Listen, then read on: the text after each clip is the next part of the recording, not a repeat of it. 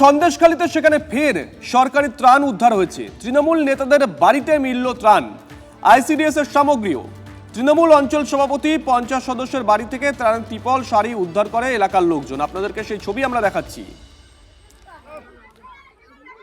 সন্দেশখালীতে ফের উদ্ধার হয়েছে সরকারি ত্রাণ, ছবিটা একবার দেখুন। ত্রাণের সামগ্রী উদ্ধার হয়েছে, সেখানে ত্রিপল উদ্ধার হয়েছে, রান্নার যে বাসনপত্র সেগুলো উদ্ধার হয়েছে, আইসিডিএস এর সামগ্রী উদ্ধার হয়েছে। ছবিটা একবার দেখুন। বিগত দিনে আমরা দেখেছিলাম প্রচুর মানুষ, গ্রামের মানুষ বর্ষার সময় বলেছিলেন তারা সরকারি ত্রাণ পাচ্ছেন না, বঞ্চিত হচ্ছেন। আর এখন আমরা দেখছি ক্ষমতা পরিবর্তনের পর যারা এর আগে শাসক দলে ছিলেন সেই নেতাদের বাড়ি থেকে সরকারি ত্রাণ সামগ্রী উদ্ধার হচ্ছে।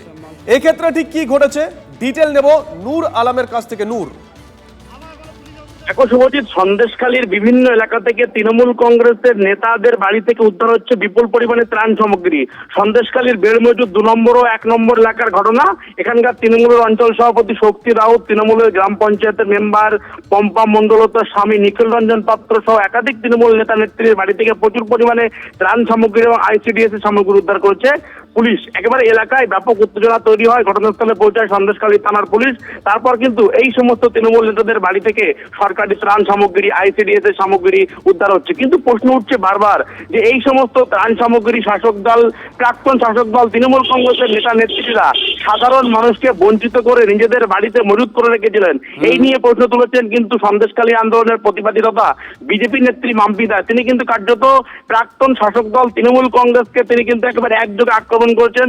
তার দাবি তৃণমূল কংগ্রেসের নেতা নেত্রীরা এই সমস্ত একেবারে সরকারি ত্রাণ তারা কিন্তু মজুত করে সাধারণ মানুষকে বঞ্চিত করেছে, অর্থাৎ সাধারণ মানুষের পেটে লাথি মেরে তারা কিন্তু আত্মসাৎ করেছে, এমনটাই দাবি করছেন বিজেপি নেত্রীরা।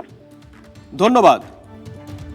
গত সরকার পরিবর্তনের পরে কিছুদিন ধরেই চারিদিকে চোর ধরো রব এসছে। কেননা বিগত 15 বছর চোরেরা শাসন করেছে এবং চোরেদের দল ফুলে ফেপে বেড়ে উঠেছে। সাধারণ মানুষের যে ত্রাণ সামগ্রীগুলো এসছিল, চোরেদের ছোট চোর থেকে বড় চোর এই টিএমসি সরকারের সবাই আত্মসাৎ করে নিজেদের আয়ত্তের ভিতরে রেখেছিল। রঞ্জিতা বারুই এবং সোমা বারুই এনাদের বাড়ির থেকে প্রচুর পরিমাণে ত্রাণ সামগ্রী আজকের পায় সাধারণ মানুষ ঘরে লুকিয়ে রেখেছিল। আজ সাধারণ মানুষ ক্ষিপ্ত হয়েছে এবং ত্রাণগুলো তারা খুঁজে বের করেছে।